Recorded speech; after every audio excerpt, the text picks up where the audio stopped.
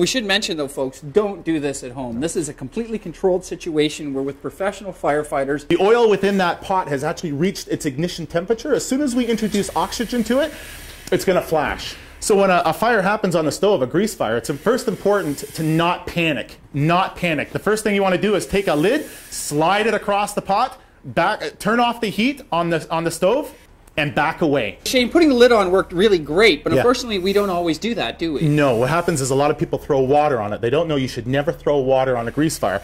We're going to actually see what happens when we throw a half a cup of water on a grease fire.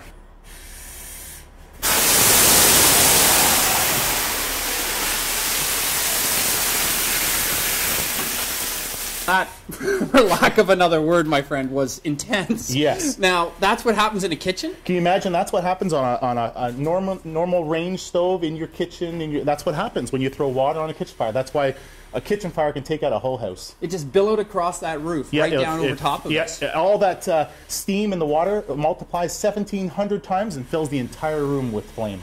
You were telling me, Shane, that people have a tendency to run with these things? Yeah, what happens is they panic. The first time they see when the grease is on fire, they take the pot and they run outside, and this is what they do. We're just going to demonstrate what happens here. They take this, and it spills as they're going along, and it sets their carpet on fire. And this is how they burn their house down. What did we learn from this experience today? We learned that when there's a grease fire on the stove, it's important not to panic. You don't put water on it. You don't run with the pot. What you do is you just put a lid on. Slide a lid across the top of the pot, turn the heat off, walk away.